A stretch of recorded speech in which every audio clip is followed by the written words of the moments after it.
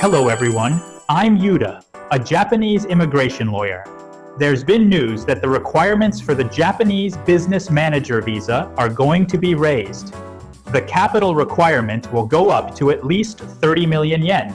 That's 6 times higher than the current amount. About 2 months ago, there was a report that the government had started discussing raising the requirements for the business manager visa. So honestly, it feels like the details of this change have come out pretty quickly. Today, I want to go over what exactly is planned for this increase in requirements, compare it to the current rules, talk about why it's being raised, and share my personal thoughts, the pros and cons as I see them. First, this comes from Yahoo News. According to the Immigration Services Agency, they are considering raising the requirement for capital and other conditions for the business manager visa for foreigners starting a business in Japan. The proposal is to set the minimum capital at 30 million yen, about 6 times the current level, and at the same time require at least 1 full-time employee. This information came from interviews with relevant officials. They're also making adjustments, so the new requirements could take effect within this year. That's the content of the report that came out. Now, let's first take a quick look at the current requirements for the business manager visa. There are mainly 3. Either an investment of at least 5 million yen, or securing 2 or more full-time employees, securing an office in Japan, and the business must have stability and continuity. Out of these 3, the first one, the so-called business scale requirement, is the one that will change.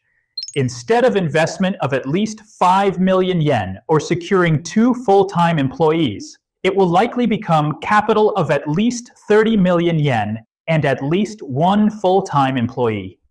So why is the government moving to raise the requirements? Well, there have been problems with abuse and misuse of the business manager visa. Also, compared to international standards, Japan's current investment requirement is considered too low. Those are the 2 main reasons. About the 30 million yen capital requirement, when the first reports came out 2 months ago, there were comparisons to other countries such as the US and South Korea. Honestly, this 30 million yen figure seems like what I expected. I think the government looked at examples from various countries. For example, the US EB-5 investor visa requires an investment of over 100 million yen. In neighboring South Korea, investment-type visas require more than 30 million yen. Of course, 100 million and 30 million are very different numbers. But Japan has been trying to attract talented entrepreneurs. In fact, rolling out the startup visa nationwide earlier this year. If they set it as high as 100 million yen, they'd stop attracting those entrepreneurs. On the other hand, 5 million yen is too low. So I think 30 million yen is a number they arrived at by balancing. Not too high, not too low. Personally, I think it's a reasonable middle ground. What I find more noteworthy is the new condition of having at least 1 full-time employee.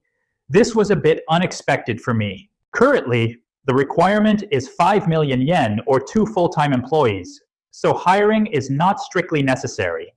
That's why many foreign business manager visa holders are sole owners.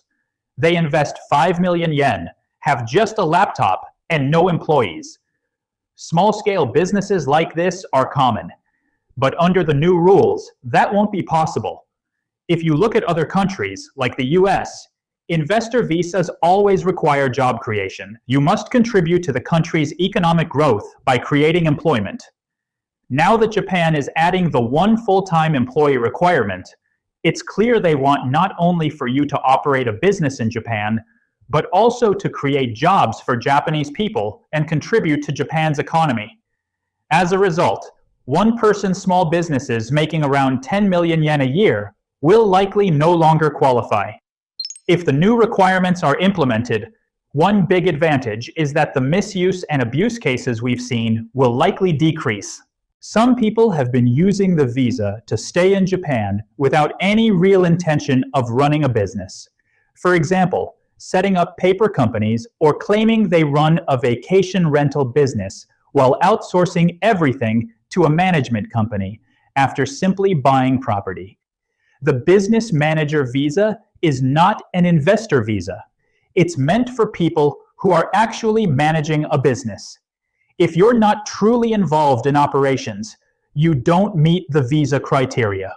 With the higher hurdle, 30 million yen in capital and one full-time employee, it will no longer be an easy migration tool.